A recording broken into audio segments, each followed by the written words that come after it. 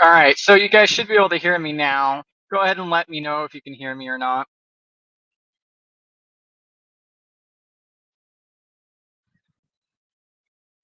So I am down in Charleston for Simply CyberCon. Let's see here. And we were talking about going through and doing the 830 this week. Hey there, Jeremy. Yeah, so if you could just let me know in chat. Hey there, Space Tacos. Is the microphone working? All right, perfect. Yeah, and so live. So we just ended up doing a official, unofficial Team SC meetup. I'll show you here in just a second here.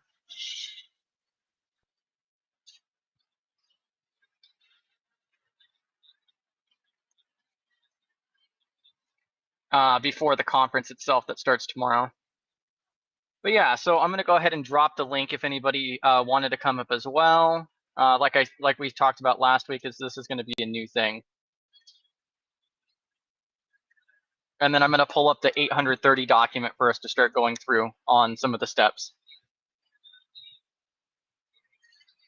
So if you would like to, you can click on that link and join Restream, which will put you in the backstage, and then I could bring you up on the stage itself on the video if you wanted to just do audio, ask questions, provide feedback, or otherwise anything like that. I want you guys to definitely feel comfortable to come up and put your portion in as well. I'm going to pull this document up here.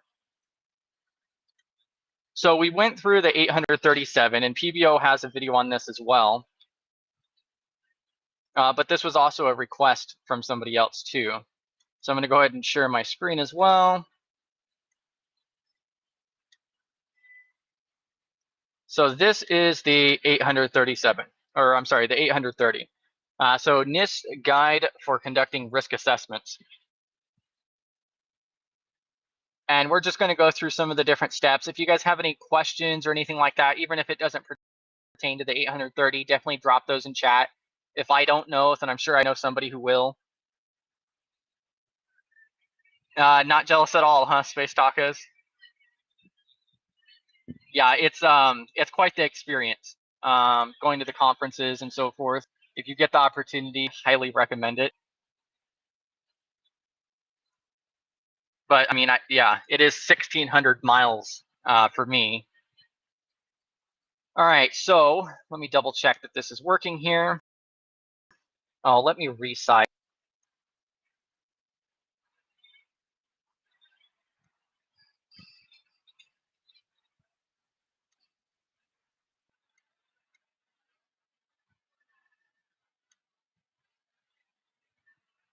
All right, so hopefully you guys can see that well enough.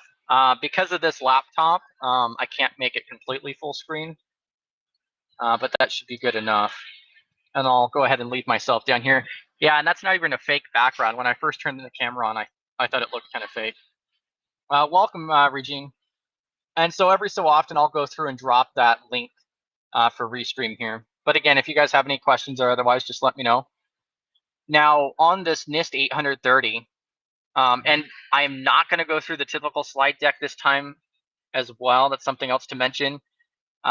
We are doing this a little bit differently now, but typically we try to get a speaker the last week of every month now. The last Thursday of every month, we're going to do the job readiness and resume group review.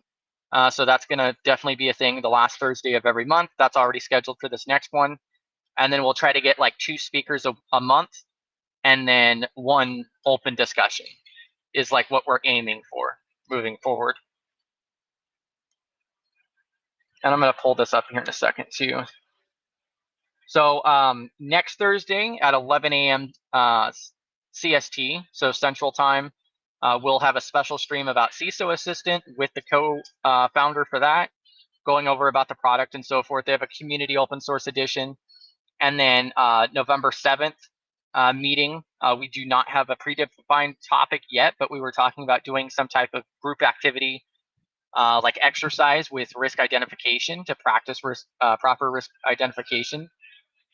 And the following week, so November 14th, we'll have Chris up here talking about the ISO 27001, a beginner's guide. Very, very good one for the ISO there. Welcome, Alan and Dwight. Yeah, and congratulations, Dwight, by the way. So not everybody may know, but it sounds like Dwight's testing exam for the CIPP went well.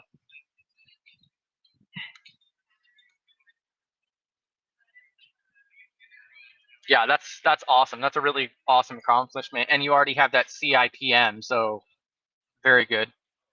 Oh, let's see here. And I'm going to drop this link one more time here, and then I'll keep checking chat as well. But so now if we look at this NIST document for the 830, so let's see. Chapter 1, the purpose of it. So that's giving you like about the document itself. Chapter 2 is going to be the fundamentals. So risk management process and the risk assessment. And the process, chapter 3. I feel chapter 3 has the meat of the product itself, because then you have like the preparing, conducting, communicating, maintaining. And if I remember correctly, they have a really nice little graph in here too. So I highly recommend to take a look at this document closer. It's 95 pages in total. You're really only looking at about maybe 80 pages to actually read through for the whole document. But we're going to go ahead and jump to the process. And so this is one of the diagrams that they have for conducting risk assessments. And one of the big things with risk assessment that I see as like a misconception is that you could do a risk assessment on anything you want. So whether that be trips and falls or a ladder or cybersecurity, a router, glass, a particular job duty, there's a lot of different things that you could do that on. It's not very limited.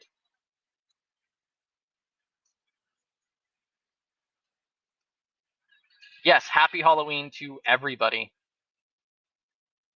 especially for you guys tuning in. So, yeah, thank you.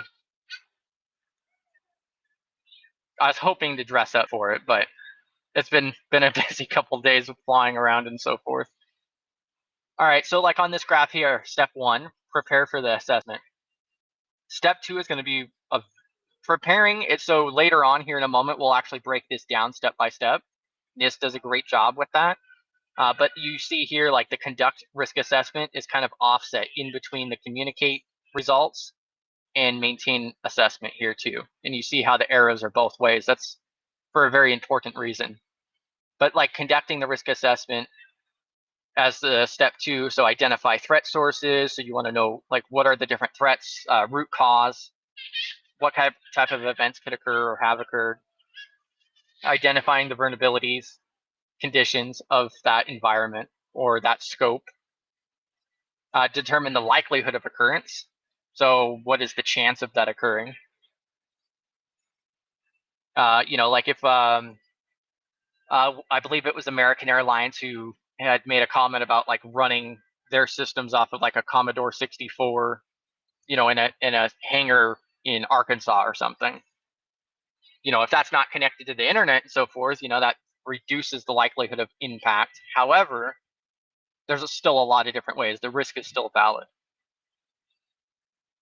Also, determining the magnitude of impact. So how hard is it going to hit? So if that likelihood does occur, if we have a 5% chance of it happening based on statistics and data available, then how much is that going to cost us? How bad is that going to be? Are we going to lose everything? Is the business going to go under? Or, is it not really that big of a deal? What type of data is it? And determining the risk. Communicate results, maintain assessment. And I think maintain assessment is something else that I haven't really seen in very many other places. I've looked at some of the other content out there for risk assessments, and there doesn't seem to be that much conversation about the fact that it's not like you just do a risk assessment and that's done. Like you submit your final report. There's a lot more steps to that process and other places that's going to come in handy. So we'll go ahead and start at the beginning portion here. So I may paraphrase some of it, but we're going to still walk through the majority of it here for the different process itself. Especially the preparing risk assessment is a very, very vital portion. So you'll see here that they even put our bulletin points here. So identify the purpose of the assessment, identify the scope of this assessment. So why are we doing the assessment? Like, is it to get more business, or are we just trying to become more secure? Are we trying to become more compliant with a particular regulation? Are we trying to increase our brand reputation for security and privacy or something? Like, what is the goal for this assessment? That's one portion of it, but then also like on the report itself, the purpose of it is to identify the vulnerabilities and risk within our sales department systems or our SIM. How are we storing our SIM log data?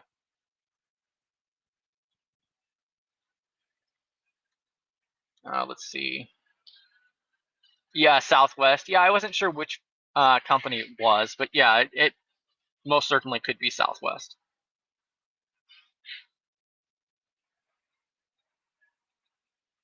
Oh yeah, yeah. I was thinking, a tracksuit would work, but maybe do like what would it be, like a 1930s? Welcome to the party, pal, Rania. I was thinking like a 1930s, get a fedora hat with the Run GRC on it.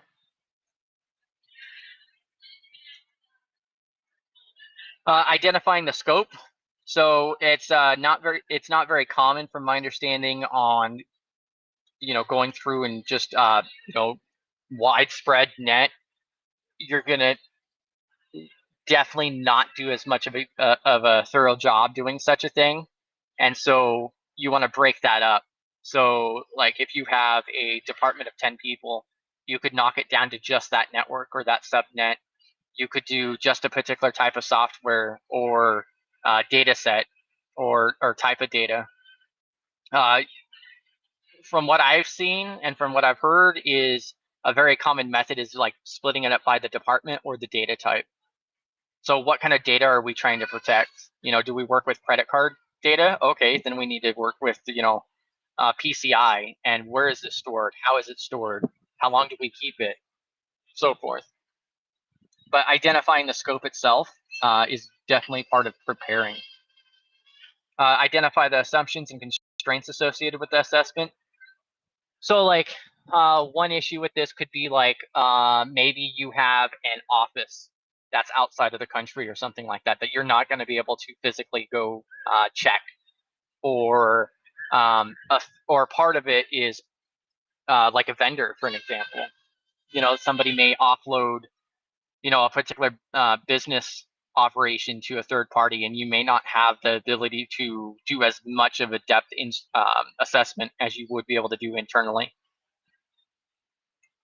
And then also like going into it, like what do you think,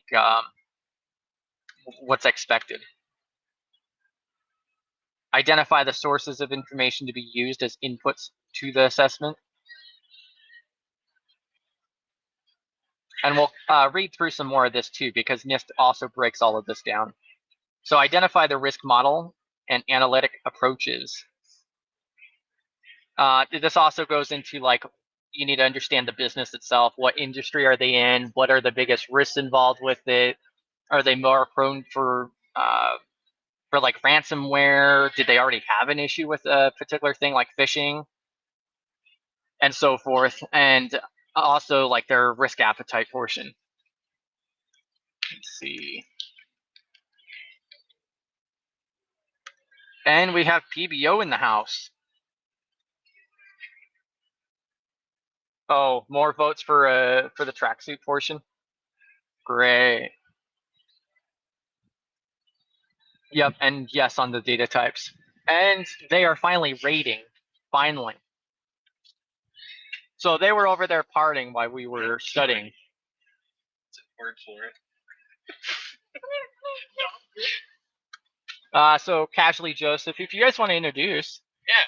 What's going on? I can't hear anything. So Hey. I'm just going to say my name. I'm Joseph. What's going on? Mariana. I see a couple names in there I recognize. Space Tacos. I don't know. I know it's Key and Lock is her normal name. I don't know how to actually say her first name, which I feel bad about. I don't know if it's Renaya or Rania. Yeah, it's Rania. That's why I just call it Key and Lock. Yeah. I'm horrible with names. And we got Professor Black Ops. I recognize that name. Awesome. Oh, yeah. We got in here. Also, Virginie. I recognize her, yeah. Yep. What is going on, everybody? All right, I'm going to let y'all. Oh, yeah. Do your thing. You don't want me to say hi. Not a problem. I know. How rude. All right, so the purpose for the assessment itself. So then we're going to go ahead and skim through some of the further discussions that they have here. So preparing for the risk assessment, we went through some of the bullets and points that they kind of summarized this with. And then we get into the actual text for NIST and why I think a lot of people don't want to read it. However, it is very useful. So identify the purpose. Task 1-1, the very first thing, identify the purpose of the risk assessment in terms of the information that the assessment is intended to produce. So why are you doing the risk assessment? What is what do you want to produce from it? Like, what's the end goal? Like, it's kind of pointless if you're just like, oh, I just feel like doing it. You have to have purpose to it, a goal in mind. And the decisions the assessment is intended to support. So that's another thing on the business end is, maybe a risk assessment needs to be done for new business or upgrading systems or, different types of business decisions as well. So the supplemental guidance here. So the purpose of the risk assessment is explicitly stated in sufficient detail. So you want to make sure that the purpose is in detail. Organizations can provide guidance on how to capture and present information. So you can also, go through using a defined organizational template.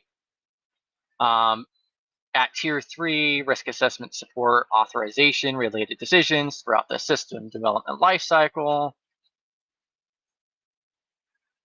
Let's see here. I don't think we need to read the entire thing.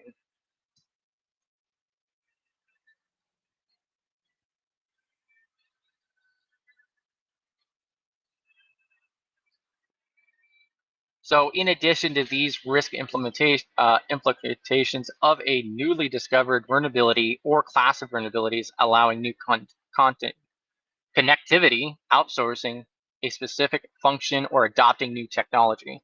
And so that's what I was kind of just saying a moment ago, is like, what is the desired outcome? Is it going to help a particular function, adopt a new technology, connectivity, outsourcing, etc.? The purpose of the risk assessment is influenced by whether the assessment is initial assessment, a sequential assessment, initiated from the risk response or monitoring steps. So like on a lot of the different frameworks, for an example, I believe NIST, if I remember offhand, I think CSF 2.0 talks about doing a risk assessment like just for the low baselines, it's like every 12 months for a risk assessment. And then as you move up that tier, then it moves down to like 6 months based on your maturity and so forth. Although it can also be common to where, like if you don't have to have risk assessments done that often for business purposes or contracts or otherwise, there are companies too that may only do a risk assessment every 2 years or, just on demand. Yep. So yes, annual.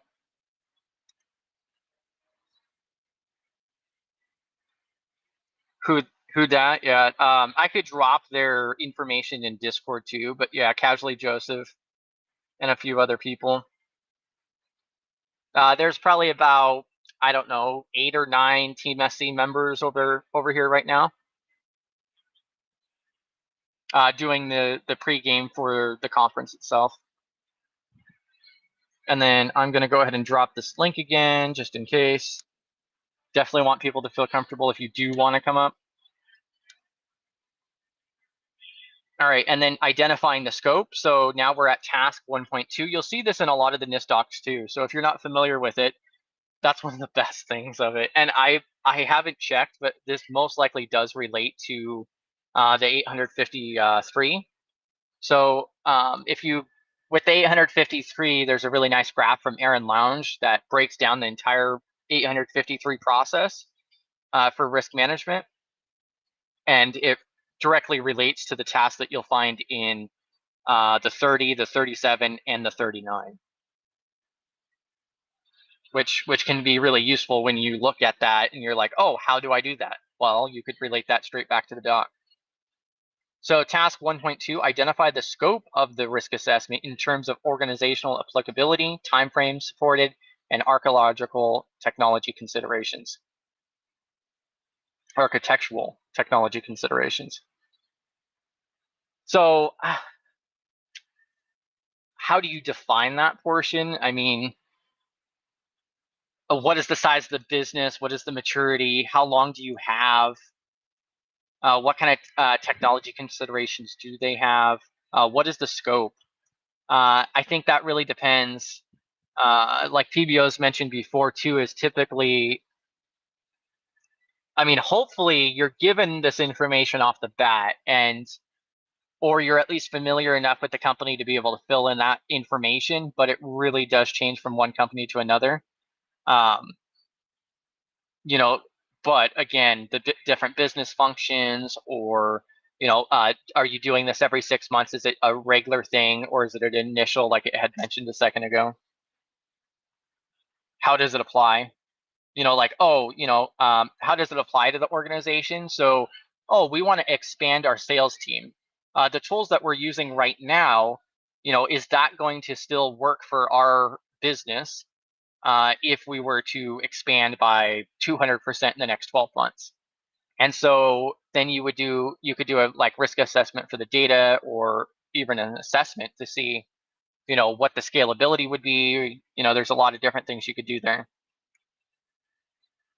But finding, like, again, going back to purpose a little bit there. So the scope of the risk assessment determines what will be considered in the assessment, what tiers are addressed in the assessment, what parts of organizations are affected by the assessment, what decisions the assessment results support, how long. And so, like, if you're actually going through from scratch on a risk assessment, I mean, you could practically copy and paste this into a Word document and turn this into a checklist.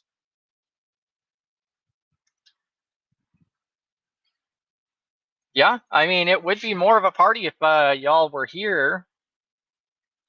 How is trick-or-treating going? Charleston is pretty interesting. The plane flight was only a little sketchy.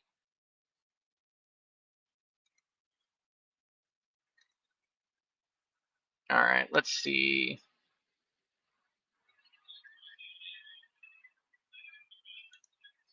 Organizational applicability. So organizational applicability describes which parts of the organization or sub-organizations are affected by the risk assessment and the risk-based decisions resulting from the assessment. All right, so then NIST is saying right here, so for an example, I'm going to go ahead and try to highlight this section here. So for an example, the risk assessment can inform decisions regarding information systems supporting a particular organizational mission or business function, or mission/business process.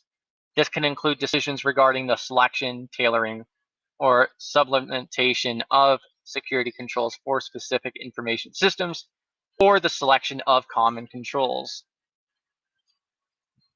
Effective time frame. So organizations determine how long the results of particular risk assessments can be used to legitimately inform risk-based decisions. So that's actually a really good point here that they're making. So it's not necessarily like the time frame on reoccurrence, but also how long is that valid for? So how long the results of particular risk assessments can be used to legitimately inform risk-based decisions. So that's also understanding the business itself, how fast it's growing, what's changing, how often you would have to update that. So, you could do an assessment on a particular system, and it might not be touched again for 20 years, but outlining that would be useful. And I think I've seen a template out there before for risk assessment that actually had that on like the front page that was like valid until or expires on. I personally don't feel like that is as common, but I think that really depends on the business type.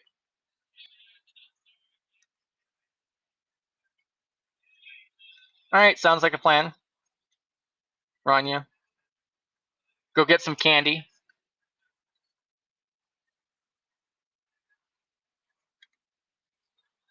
So then architectural/technology considerations. Organizations use architectural and technology considerations to clarify the scope. Also, something else I didn't think about, but I could probably just drop the link for you guys too. So you guys can go through it at the same time or also go through it later on. So that's one of the best things with NIST is that it's all free and open source, all publicly available data, information for almost everything they do. Let's see.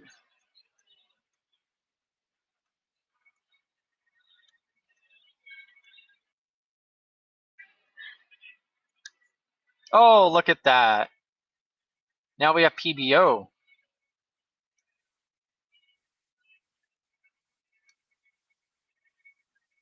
What's up? How's it going? It's going all right. I felt sorry for you up here by yourself, so I thought I would join you. Oh, it's all good. Yeah, I definitely want people to feel comfortable to come up on stage, though. So anybody's welcome to pop up to ask questions or provide additional context on particular areas or otherwise. Let's see. Are you almost done with your 853 family groups? Oh no, I'm just getting started. I think it's 20. I think I'm on 6. so no, it's going. I'm doing. I was actually working on it while you were talking. I'm doing the identification and authentication. So that'll be Tuesday. So I'm probably gonna start. Dwight said in his Morpheus costume. That's funny. Shout out to Morpheus. I'm actually red pill, but Dwight knows that's a different connotation. I'm red pill, but no, I think you've been hitting all the good points for that. The only thing I probably would add is at the executive level, they do more business functions and not go down to the technology level. So, and we talked about that a business function has technology underneath it, but no, everything else you were hitting right on top of it. Yeah, I think that's a great addition. Yeah, so going by the business function itself, and then of course the technologies underneath that. Yeah, and real quick, when you do a BIA, business impact analysis, the companies, each division ranks their top 20 business functions. Then they sit in a room and says, us as a company, we're going to do these first 20, right? So then you could tell, like you said, data classification, importance, one thing we had the governor wanted us to do. So then you kind of ranked it. Then underneath there, you have databases, web server and app server, right? So yeah, when you do your technology scan, if you got a CVE of 10, that goes to a business function. If that business function is more important than another one, right, you will act on it. So I see. Yeah, so like, if there was a 10 over there in the finance department or something like that, or legal. Is that what you're saying? Yeah, but usually it goes like when I was at the state, our number one thing is we collect taxes. All right. So everything starts supporting taxes because that's number one. A lot of times we were surprised. Legal and disaster recovery, they really didn't give a shit about legal, right? So it's not right because you're talking about first responders collecting taxes. If we don't get tax returns out in a certain point of time, you got to pay interest on it. So, like you said, if you're a hospital, right, your job is to make sure the generators are up and you can check people in and you can do, emergency room stuff. So, like you said, depending on your organization, you will rank those functions, all right? Then that's how you would figure out from an assessment, how to rank those, and two, if you're going to worry about threats to those higher level business functions, so that's how they were talking about other technologies and stuff like that. So yeah, I mean, that's a lot more context there. Yeah, and so we were just on like the architectural and technology considerations. So, and I think that's what you were also just touching on too, is just accounting for that for the scope itself. So, understanding. Let's see. So, for an example, at Tier 3, the scope of the risk assessment can be an organizational information system in its environment of operations. This entails placing the information system in its architectural context so that vulnerabilities in inherent controls can be taken into consideration.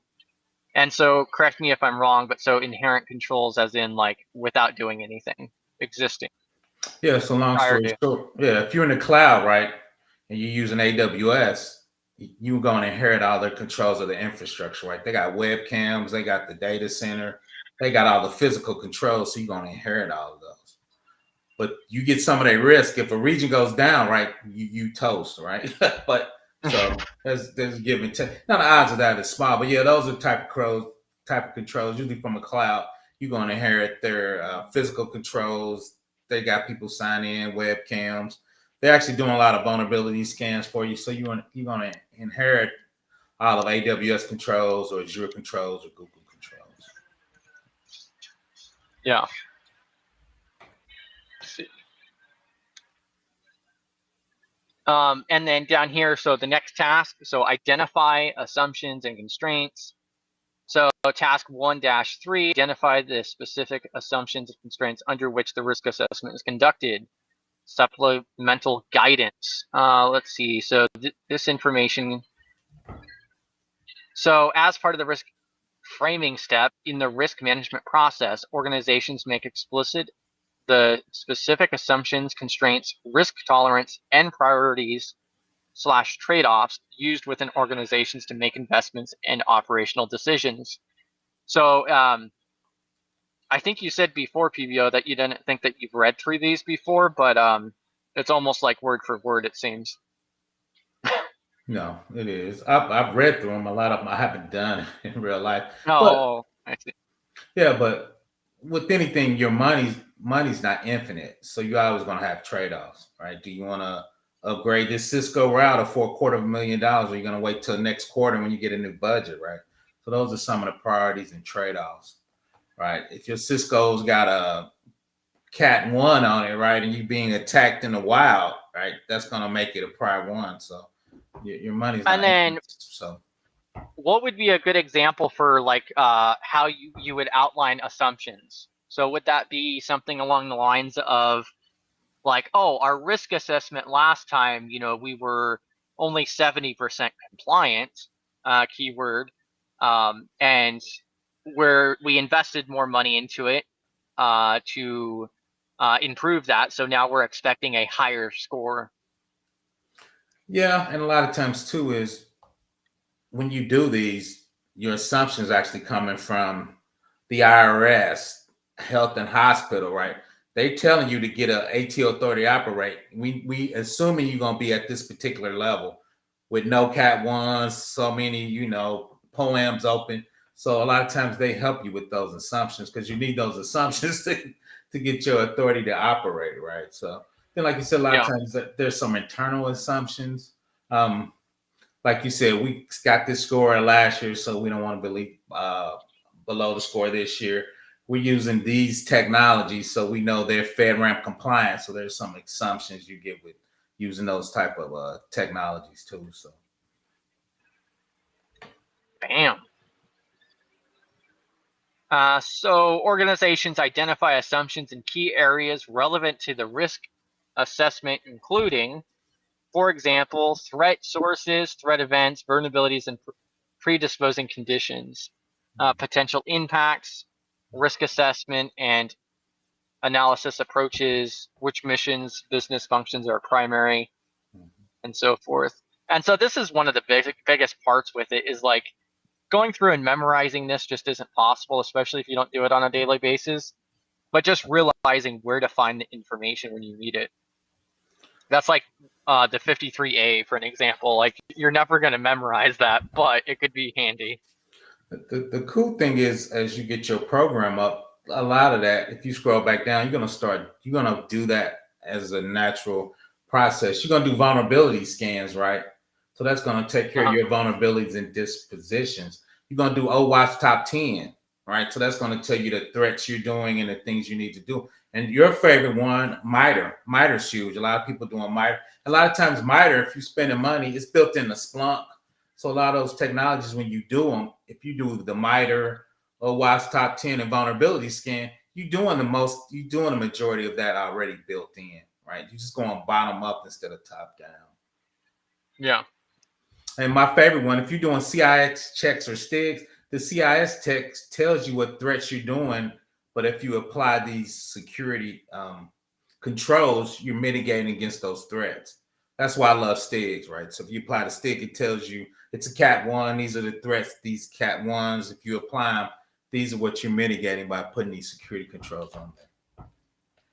Yeah, and so like NIST even goes through and in detail explains each one of these too. Mm-hmm. So this is page 35 now. And so just like on the discussion with vulnerabilities and predisposing conditions, so organizations determine the types of vulnerabilities that are to be considered during risk assessments and the level of detail provided in the vulnerability descriptions. Mm-hmm.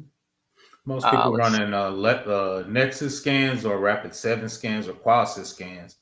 If you look in there, it'll have the vulnerability type, the vulnerability description, and the CVE in it.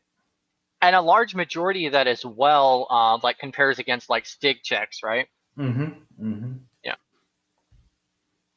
As like a base, well, not really a baseline, but.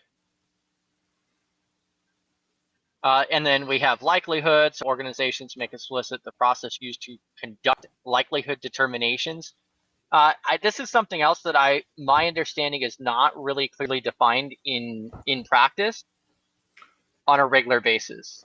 I could be wrong. Just a little pushback. It's kind of defined. If you look at the CVE tells you with the score what's the likelihood of it being attacked in a while, right?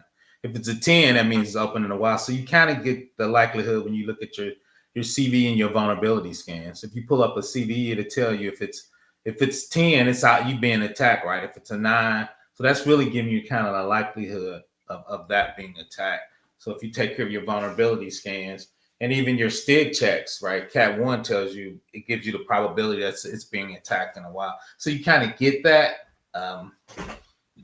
just by doing those type of checks. That's why I love STIGs, because Cat 1 tells you it's usually being attacked in a while, or you super open that, so a nation state's probably going to get you. And the same thing with CVEs from a vulnerability scan to make sure you're patching, right? CVE tells you the probability or with it being attacked in a while. Yeah, and throwing the CVE portion out there is pretty valuable too. Min had talked about before how a particular CVE that affected like Outlook was rated at like a 9.5 or something along those lines. However, it did require like a particular port to be open on the network, which in that particular environment was not true. I saw that. I remember that conversation. Yeah, so that tells you, but then when you lay out your poem, you can say, okay, the CVE is a 9.5, but we don't have that port open. So really it's a 3.3 for us, right? So that's when you as a GRC person can give connotations to the C-suite, right? Because, oh, my, not 5.5. No, it's not. We don't have that particular port open. Yeah, and I think that's an important portion to add there, because knowing the environment that you're working in, understanding the business and the environment is the valuable part there. And also, so if such information is identified during the risk framing step and included as part of the operational risk management strategy, the information need not be repeated in each individual risk assessment. Let's see. They also define out the impact portion. So this is all the further detail and descriptions for that 1-3 task. And so then the next task here is 1-4. So identify the sources of descriptive threat, vulnerability, and impact information to be used in the risk assessment itself. So let's see. So source information, as described in tables D-1, E1, F1. Is there another diagram here? No, it's at the bottom, I think. Oh, Did it say table or did it say exhibit? It just said appendix here. table. Yeah, it's probably right below it. Yeah. So source information as described in tables D1, E1, F1, H1, I1 can either be internal or external organization. So can be internal or external. Internal sources of information that can provide insights into both threats and vulnerabilities can include, for example, risk assessment reports, incident reports, security logs, trouble tickets, and monitoring results. But that's also like just as an example, those are just a few things that could be used as sources of information. Risk assessment reports on tier 1 can serve as input. Mm-hmm. Mm-hmm.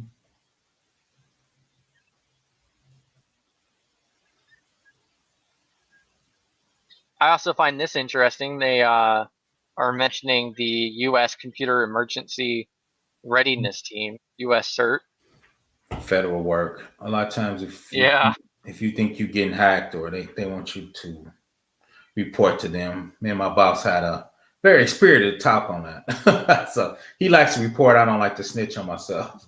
Yeah, I was going to tell you to read that. So yeah. Yeah. So Dwight, can you all discuss doing this manually versus a GRC tool?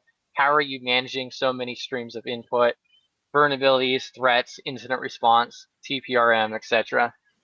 I mean, I've just been playing around with CISO Assistant itself, and it just splits it up into different categories. So you make a project itself, and then you have different categories to outline everything, and then you can have like a dashboard to put it all together. PBO has way more experience with other tools, especially, and more common.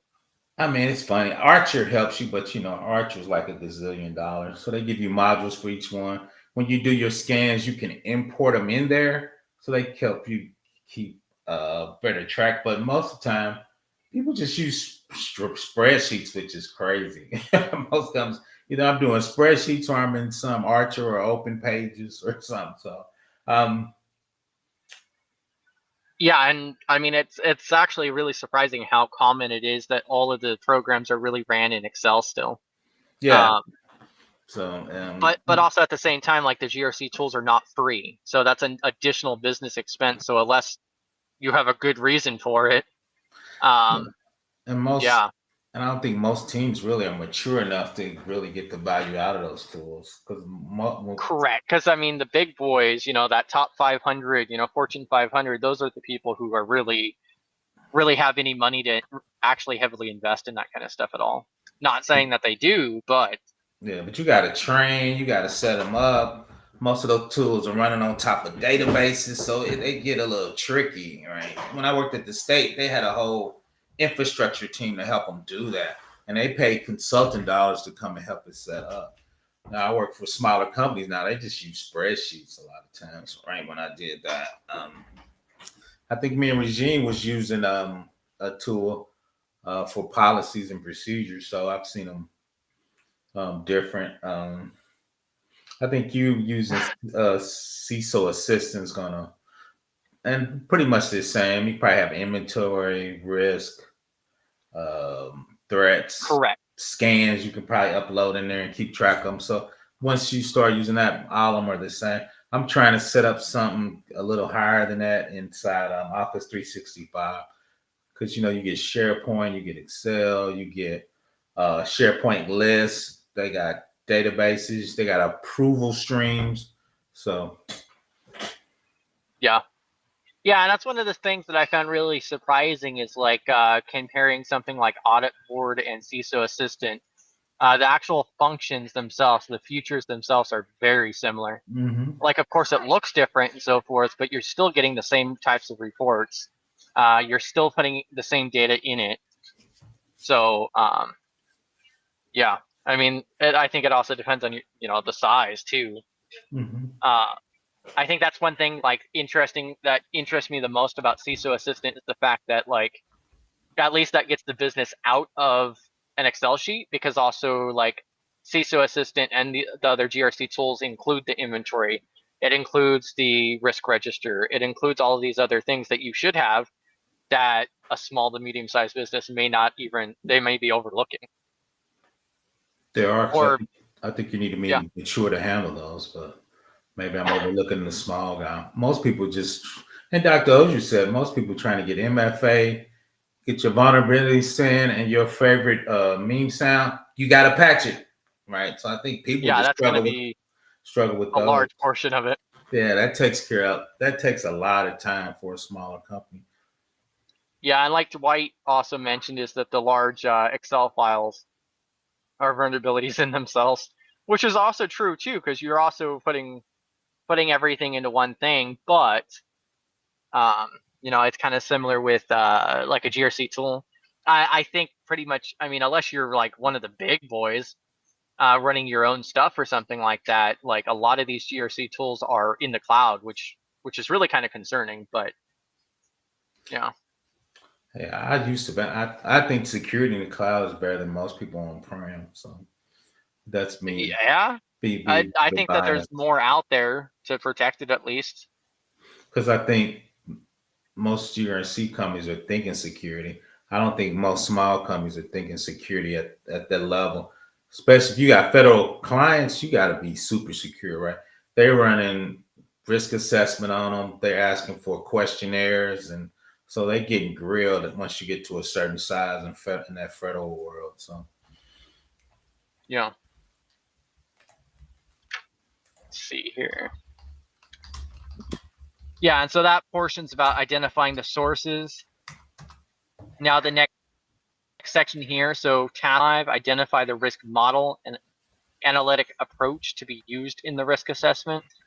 That was one of the surprising things. Like when I first started going through like ITV Pro's CISA course material, before then I had no idea about like sampling methodologies.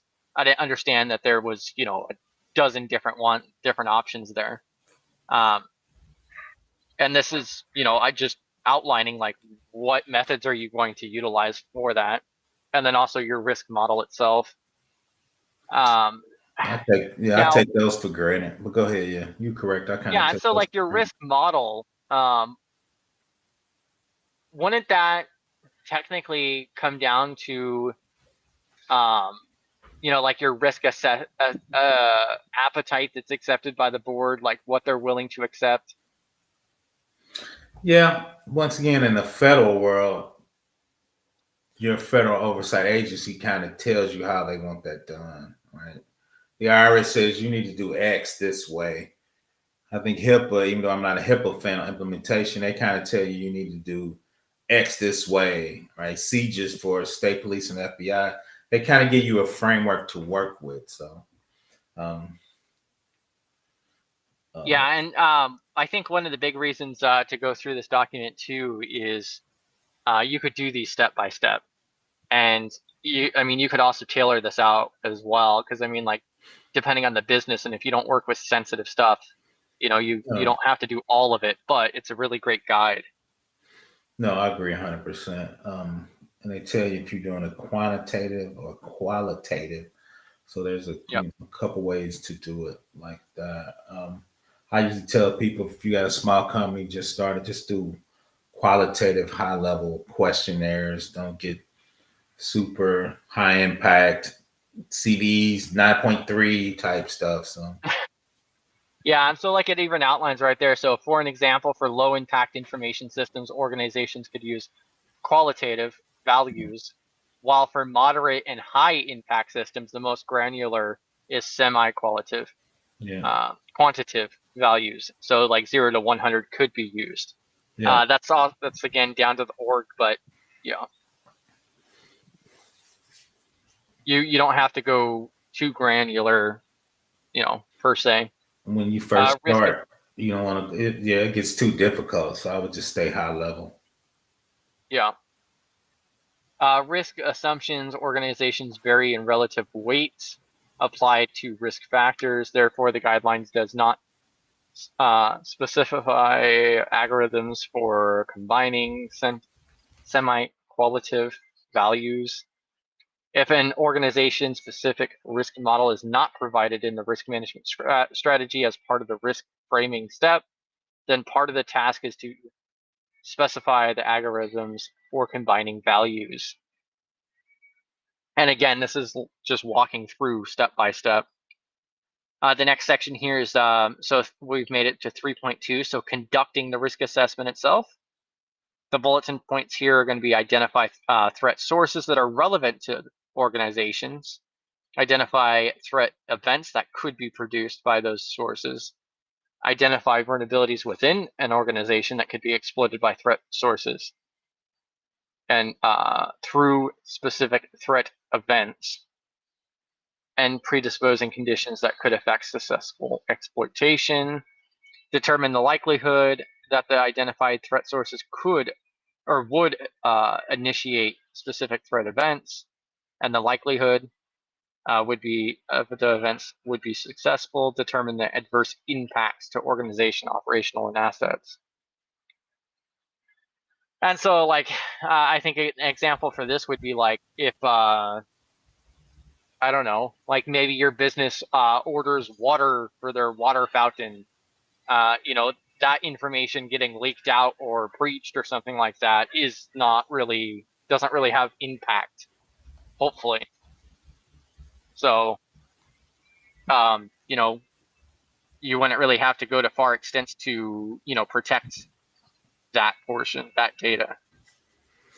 Maybe. Although, like an interesting thing to reference there, though, is like the DoD was actually caught because they were ordering so many pizzas like before going to war and making big decisions because everyone would be on staff. I'm sure PBO's heard of that one too. Yeah, so like they were ordering like dozens and dozens of pizzas, and so it was like a huge red flag, like something big was going on at the Pentagon. No, the famous one was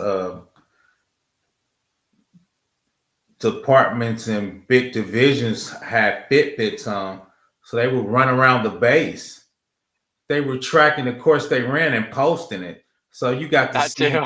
super secret bases because people were putting it on their Fitbit. You could Google that. So people are like, why is this circle here in Yugoslavia somewhere? What's there, right? So yeah, so some of those things, as you do a risk assessment, third party, those are things you got to kind of look out for. Anything that people post or touch the net or touch the internet, you should be doing a risk assessment, right? So the threat source is coming from that software where they're posting. So that's part of your third party assessment to kind of come up with, determine what those are. Yeah, and so just like you're saying there too, so specific tasks are presented in a sequential manner for clarity. However, in practice, some alliterations among other tasks is both necessary and expected. Depending on the purpose of the risk assessment, organizations may find reordering the task advantageous. Let's see. So then step 2 for this portion, conducting the assessment, identifying threat sources, task 2-1. So identifying and categorizing threat sources. And again, they go through, so Appendix D provides a set of explanatory tables for use in identifying threat sources. Let me actually search for that. So I'm on page 39 right now. So Appendix D. So this is the threat sources table that it's referencing. Mm-hmm. And so provided to tier 1, tier 2, tier 3, and the description of such. So threat source identification is the title here. So from tier 1, the organizational level itself, sources of threat information deemed to be credible, threat source information and guidance specific to tier 1, such as threats related to organizational governance, core mission, business functions, management, operational policy, taxonomy of threat sources by the org if necessary, categorization of adversarial and non-adversarial threat sources. Tier 2 goes into the threat source information and guidance for Tier 2. So mission and business processes, EA segments, common infrastructure, support services, common controls, and so forth. And then Tier 3, you're getting into the information level. And I think that this is really good to, just to quickly understand the tier. So 1, 2, and 3, organization, mission, business process, and information system level. Tier 3. Go ahead. What?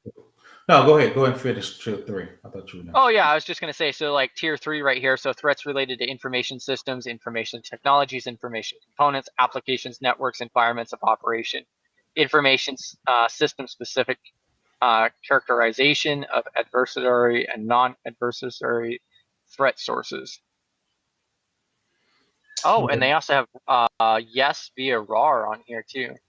Yeah, but if you look, a lot of times when you do the basic stuff like tier 3, it's going to be your OWASP top 10. That's going to teach you system level. A lot of times STIGs, because you're applying them to specific systems, the STIG's going to tell you what threats you're actually blocking by doing those a lot of times. So a lot of times you doing those bottom up instead of top down. So that's why I recommend STIG, CIS checks, OWASP top 10. Once again, MITRE steps through a lot of that for you. And if you have that in Splunk, you're going to get a lot of that bottoms up from, once again, doing your security program and having those things in place. Now, I think what this does from an executive level, rolling it up the risk,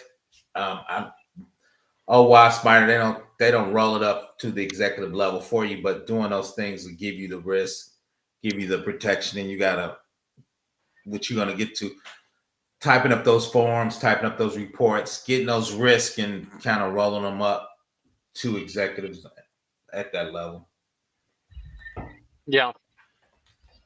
Yeah, I think that's a really good overview there. And then the next task here, so 2-2, identify potential threat events, relevance of the events, and threat sources that could initiate the events. They're also utilizing the term TTPs used to carry out attacks. So initiate the events, and for adversarial events, the TTPs used to carry out attacks. So tactics, techniques, and procedures.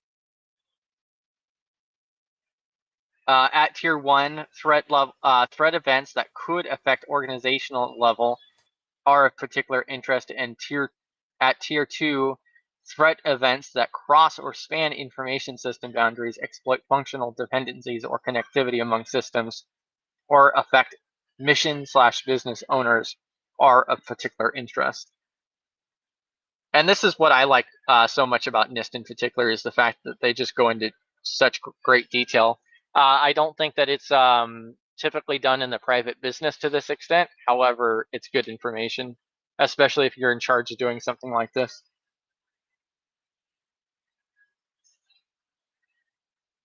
And then again, they have another table for this one as well. So identifying the potential threat events, relevance of events, and the threat sources that could initiate the events. And then we move into identify vulnerabilities and predisposing conditions. So identify vulnerabilities and predisposing conditions that affect the likelihood that threat events of concern result in adverse impacts. Let's see. So vulnerabilities at tier 1. Vulnerabilities at tier 1 can be pervasive across organizations and can be wide-ranging adverse impacts if exploited by threat events. And they knock this down based on the tier. So then vulnerabilities at tier 2 can be described in terms of organization mission, process, enterprise architecture, and the use of multiple information systems. Let's see. So there is potential a many-to-many relationship between threat events and vulnerabilities. multiple threat events can exploit a single vulnerability, and conversely, multiple vulnerabilities can exploit by a single threat event. I'm trying to think of like an example of that on how multiple vulnerabilities would have the same type of threat event. Say that again. Say that one again. So it's explaining here how multiple vulnerabilities, different vulnerabilities, could have the same type of threat event. Yeah, because a lot of them use ransomware. If you go to MITRE, a lot of them use ransomware to get in, right? So a lot of them, if you look at Cozy Bear, all the top Russian, China stuff, a lot of times they do ransomware to get in and ask for payment. Now they do ransomware and exfiltrate. So if you look at MITRE, they'll tell you in their TTPs, a lot of them use the same type of techniques. Then at the end, they might do something a little different. Instead of me doing ransomware, I might pivot over to Active Directory and give myself privilege escalation, right? But my initial end was you clicked on something, right? So I think that's what they're trying to get there. I see. Yeah, and it also states in the next paragraph there, so due to the ever-increasing size and complexity of organizations, mission/business processes and the information systems supporting those processes, the number of vulnerabilities tend to be large and can increase the overall complexity of the analysis. Therefore, organizations have the option of using vulnerability identification tasks to understand the general nature of the vulnerability, including scope, number, and type relevant to the assessment. Yeah, when I was at DOD, our first vulnerability count, I never forget. We had errors and vulnerabilities. It came out to 2,000. It was a crazy. 2,000 different ones? Yeah, but you know, it was just a crazy amount. And that's how people made his money. But it could be something. As long story short, we patched the Oracle database. They upgraded and forgot to put the hardening back on. So we had like 500. We fixed all of these, but when we upgraded, we didn't put the hardening back on, right? So that was one thing we could do over a weekend. But you get a couple of databases, but a lot of times it's the same thing because you could have 100 web application server. They're using the same image, right? That 50 is times 100, right? So now you got 5,000, and really it's only 50.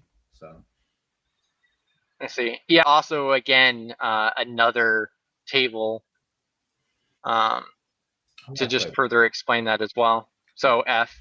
I like tables. Yeah. I like tables. Well, and I don't think any of the NIST diagrams or tables are really fancy per se, but they do a very good job of explaining what they're trying to visualize. So summary of key activities, tasks 2 to 3. So identify vulnerability and disposing condition inputs, identify vulnerabilities using organizationally defined information sources, create or update table F-3, assess the severity of identified vulnerabilities, the predisposing conditions, assess the persuasiveness of predisposing conditions, and then also update these additional other tables that they also mentioned for the key activities that you would conduct. Again, they're going through with some of the description here too. So determine likelihood, the likelihood that threat events of concern result in adverse impact. So I heard something recently too, and I'm sure PBU can provide comment to it, but like if something doesn't have an adverse reaction or impact, that doesn't mean that it's not a risk still. Correct. Because you got to remember, it could be a low impact, but that could get them on and they could pivot to some of high impact. Right. So even though you ranking them, sometimes you got to be careful too, is what is that low impact connected to? Right. It could be a SFTP server, which you think is low impact, but it sends files to your database while your social security number's at, right? So even though it's low impact, what is it connected to? Long story short, we did this big system and we did all this stuff and we were spinning up DR, but we forgot to add the SFTP server. that's low impact, but we move 10,000 files a month. Without that SFTP server, we couldn't do any business, right? Because it moved all the files. So sometimes you gotta be careful if it's low impact. What's the touch points of that low impact? So I do low impact, but if it touches a high impact, to me, that makes it a medium impact, right? So that's kind of where you start talking about risk and the likelihood versus impact, right? Because if it's a high likelihood but low impact, but it's touching a high impact, right? So to me, that drives it up.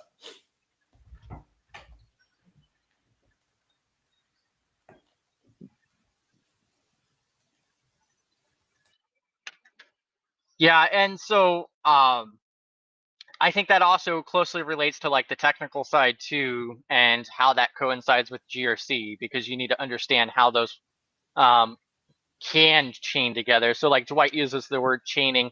I don't think I've personally heard the word chaining for that. I just have utilized the word pivoting. You know, like if they get into one machine, then they could pivot to another machine on that network or something along that. Yeah, I think I use touch points, but I think that's a programming terminology, to be honest. So Dwight, we could go through and do a review. What I was gonna do, what my plan was to go through the different steps and then like put together a Word document just with like the highlights. And I actually did make an infographic a while ago for the 830.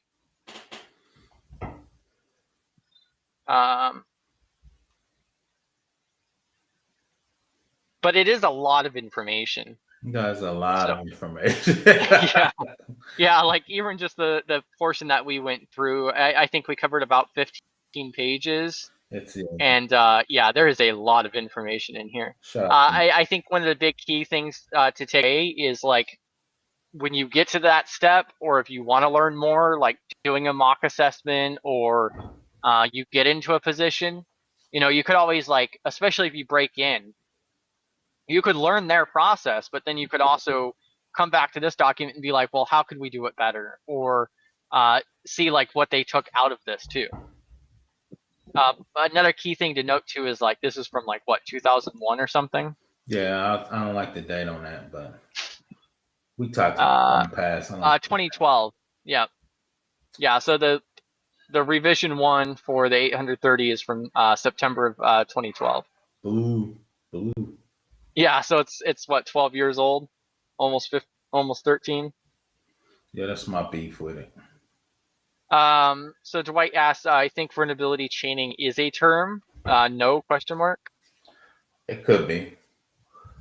I mean, when you say it, like, I understand what you're saying. Like, I definitely understand how you're using the word. I don't think I personally came across that, like in my studies or otherwise, but I think you could use that word. No, I just Googled it. It's a word. Shout out to Dwight. I've never seen it. So I've Googled it. It's a term. He's getting his study on, but yeah, I've never. It's all that you know, privacy stuff that he's going through. But a lot of times I just get the vulnerabilities and import them into a spreadsheet so we can keep track of the vulnerabilities. Yeah. Yeah, and so the last part here is the 3.3, so communicating and sharing risk assessment information. Facts. And so, well, actually, I think there's it might actually be in this portion here for the communicate, but communicating the risk assessment results, share the information developed in the execution of the risk assessment to support other risk management activities. So it's just, I mean, especially after putting all that time and effort into something, you want to utilize that information that you've gathered as much as you possibly can to benefit in other programs or other facets. Just real quick, Chris. If you're doing a risk assessment and you're using this, you're giving it to management. You're giving them something. You're giving them a dashboard. You got to give them something. And two, from federal work, the IRS asks for it every year. They do an on-site every 3 years, but every year we have to send them our internal assessment we done. They want to know what that information is. So you got to keep track of your POAM vulnerabilities, your impact. So they're asking you those questions. So if you're doing something like this, you turning it into somebody, organization, or at least the CISO. But I'm sure the CIO is going to want to see that too, if not the president. Yeah, and one of the just like what you're just saying. So it says right here, the objective of this step is to ensure that decision makers across the organization have the appropriate risk-related information needed to inform and guide risk decisions. Because a lot of times your database is at risk. You need to upgrade your router. A lot of that's funding, and a lot of that could be. I've seen that where the bill is $1 million, so they have to spread it out over a couple years. You got to get a new Cisco router, or upgrade to the new ASO, which is Advanced Oracle Security, which was like $500,000. Oh, look at Dwight relying on GPT. GPT says when a threat actor combines, do what? No, that's what I said. Go ahead and read it. I was like, that's what I said. Go ahead. Oh yeah, when a threat actor combines several low impact vulnerabilities to create a significant overall impact, this technique is called vulnerability chaining or exploit chaining. Okay. I guess I wasn't familiar with that chain. From a risk GRC perspective, we just talk about your risk went up with those several low impacts because they can obviously pivot inside and do privilege escalation. Go ahead, Chris. Yeah, and I think that there's a key definition and word usage there, because that's like when, like if a threat actor takes multiple CVEs to exploit, whereas like a pivot, is just using one, like they click on a phishing link that downloads malware or something, then they pivot from that machine or something. No, sometimes they might do the I forgot. I thought it was called golden ticket, where they can take your session off Active Directory. So it's ransomware. Then they do golden chaining to take your session off Active Directory. But go ahead. Yeah, understanding the vulnerability chaining portion is a really good thing to throw out there, though. So when the threat actor combines several low impact. I just assume they're already combining because the TTP is usually, if you look up there, they're doing multiple things. So I don't know. Yeah, and then the maintaining the risk assessment. So monitor risk factors identified in risk assessments on an ongoing basis and understanding sequential changes to those factors. Yeah. So yeah, just keeping it updated, especially with changes, monitoring it. That's what your compliance director or USGRC gotta, because when you do that, there's a POAM and there's a CAP, right? Which is continuous actually program. These are how many vulnerabilities. You got 30 days to fix the Cat 1. You got 60 days to fix Cat 2s and 90 days. So you got to keep track of all that stuff. Yeah. Yeah, and then did anybody else have any other topics or anything like that you guys want to bring up?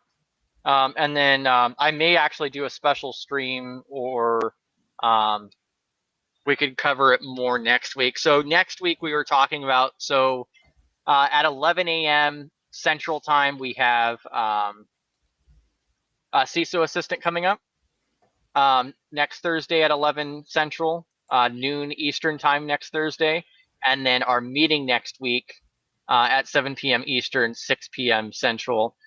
We were talking about doing an exercise with like risk identification. So like at the previous meeting, I was talking about like we could do like a whiteboard of some format, and as a group we could like work on like rating a particular situation on the CIA triad for like risk identification practice. Do me a favor, Chris. What? Highlight Dwight's next statement about the CIA. Yeah. Oh, the CISSP verbiage. Yeah, but I got a little pushback. I got and he was on here, my man. We were talking, and we had a spirit, and we talked about the CISP verbiage, and I pushed back a little bit. The reason I pushed back is only 2% of people have CISP verbiage, has a CISP. So when you go into the C-suite, they don't know any of that terminology. So I just want to make sure, for us, I think, and even myself, I need to get better with CISP. The higher I go up on the chain, the less technology I talk, right? We're talking profits, loss, how long the system's gonna be down. So I just want to throw that out to Dwight. So, and once again, he's at the top of the pyramid. Most people you talk to, especially from the bit, they don't know any of that terminology. Yeah, I think that's a good portion to throw out. And that's like what Jax was also talking about a little bit on how to speak to C-suite and do the presenting portion. There's also Chris Brenton. I've shared his video as well, and he talks about how like you do need to understand like what their level of understanding is, and kind of customize that. Like Chris Brenton actually talked about how like he's actually done like separate presentations for different directors because like the CTO is going to be way more familiar with the technology than the CFO, for an example. So I'll tell you what's hot now, and I helped a little bit. Board of directors now wants to know what's going on with cybersecurity, and those dudes are usually outside. So I kind of take some offense to that, Dwight. Not for talking to real people. I like that. Point taken, Dwight. Point taken. For the fake people, now I'm just playing. Yeah, exactly. But yeah, we'll do some type of like review or otherwise. Because I think that we could like really summarize it down with like the key points. Something interesting that would be to make is like just copying and pasting it into like a checklist that you could tailor out to. I have not seen that. I don't think anybody's done that yet. For like the 830 steps in a checklist. I got to spread out. I think I got one for OWASP. I got different checklists, but like I said, not for specific technology. So the cyber risk scorecard. So like one thing that really closely relates to that video earlier from Steve is Expel has a beautiful spreadsheet for CSF 2.0 that is easily customizable too. Yeah, a lot of information in a short period of time. But yeah, I mean it's good information to put out there too. But yeah, I think I'm going to go ahead and end it here. Nobody else has any other questions, and then we'll do some follow up with the 30. And then, like I said, next week we were going to work on like an actual group activity for risk identification, and then we have two speakers lined up after that. Cool. So ISO and then roadmap development and like corporate lingo. My corporate lingo's tight. My corporate lingo's tight. Yeah, you just keep your mouth shut, right? The higher I grow up, the less I talk, man. So, less of called upon. So. Right. I may even do like a review video kind of thing, or going through those steps that he discussed in that cyber risk scorecard video as well. I think that would be kind of interesting. But yeah, we'll knock out some of these other ones. Yeah, the conference starts tomorrow afternoon, but yeah, definitely looking forward to it. Cool. Enjoy yourself. Thank you for hopping up here, PVO. Feeling comfortable enough to come up on stream. That's what I do. Here to support you, man. Make it a little easier. And then, are you streaming on Tuesdays? Yep. Okay. Yeah. Perfect. Yeah, you just say I did the nuclear one we gave because it used to be because all the big data centers are actually buying nuclear power plants, which I thought was super weird for me being old. I just think of 3 Mile Island melting down. So we had a great conversation on the power of that, the power needed for AI. So yeah, I was in the air when that actually was happening, so I missed it. But I just dropped a link to it, and so PBO, who was that you interviewed with? Gabe, he's a director from a cybersecurity company. Yeah, and so talking about the data centers and nuclear power, which we've talked about a couple different times now. Yeah. In the last several meetings. His first job, he started off as a nuclear engineer. So so before he pivoted to cyber because they were hardening their nuclear power plant. So that's actually how he got into cyber.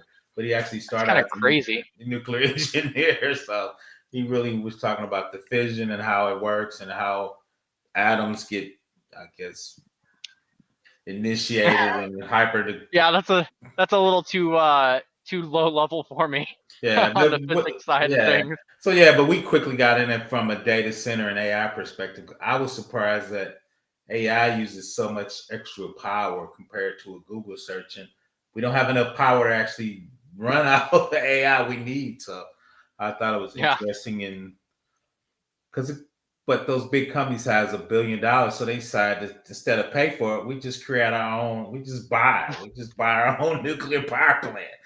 So then I'm thinking, is that appropriate? I mean, do we let private? That's how much money they got. Yeah, I said, should we let a private company? But it's kind of like Elon, with Starlink. Yeah, exactly. So when they came in, they didn't ask the United States. They asked Elon Musk, right? Yep. So the question is are we gonna be Elysium? We gonna need power, but they're gonna have their own nuclear power. We're gonna be having blackouts. So I was a weird. I was like, It's a weird shift in the critical infrastructure, really. Yeah, they are critical infrastructure now. So that's the weird part about it. Because most governments now are in AWS or Azure data center or both, really. So yeah, and Brenda, I'm really looking forward to that video too. So Fabio was talking about it for a couple weeks, and I'm probably gonna watch that on my way back. So yeah. So then I think the next video we're gonna do, and I'll probably invite you if you want to come in. Is AI going to destroy the job market? So that's a hot topic. He didn't think so. I was kind of leaning more towards it. So a thing I asked him that kind of made me frown up. I'm like, when does corporate greed ever worry about people? He kind of thought, he's like, like, let me know. The corporate greed don't really care about humanity and how we work. And people forgot before we got to Star Trek. I know it's futuristic. It was dystopia before everybody kind of figured out, oh yeah, everybody can eat, we can share. It didn't start off that way. So I think we're going to get to that way before we get to the everybody's happy and kind of finding where you fit in the infrastructure. So I think we're going to be more to the dystopia type thing. But that's another video for another time. But we kind of pivot off into that. And I thought we had a great conversation into that. So that's another video you're going to do in the near future? Yeah. Like next Tuesday, or? I got to reach out to him. He's so busy. And Dr. Dix, he's got a doctorate in it. He thinks the society's going to go to shit. So I might invite him. He's really thinking that everybody's going to get taken out. I don't think it's going to be that abrupt. Long story short, we're $1 million short in cybersecurity. So I think AI and machine learning is just taking up that gap or slack. But the weird thing is, though, people like you, there's a lot of people qualified to get in. So obviously there's some gatekeeping in there if we're $1 million short, right? So what does that look like too? So yeah, I think that's going to be a pretty interesting conversation. I think one of the hardest parts is that there's not enough data to back it. Like I haven't seen anything that is like that leads to yes, it's going to affect the job market dramatically, or it's not going to. Oh, I got some data, but it's all anecdotal because PricewaterhouseCoopers got theirs. They got those think tanks, right? Those think tanks come out with those, and they got some historical data. The only problem with AI is usually we're taking out one industry every 10 years. AI, I think, is going to take out multiple industries at the same time. I think it's going to be a little different. Instead of the farmers, coal, secretaries, blah, blah. That kind of went like every 5 years we would take somebody out. Are we going to take like 20 people out, 20 jobs at the same time? We'll see. True. So, yeah, I think that's a really good point. Sounds, I mean, that's a pretty hot topic, especially now with how the job market is. Oh, yeah. But yeah, thank you to everybody hopping in here and so forth. I hope you got some value out of it. And then we'll do another type of review for the 30.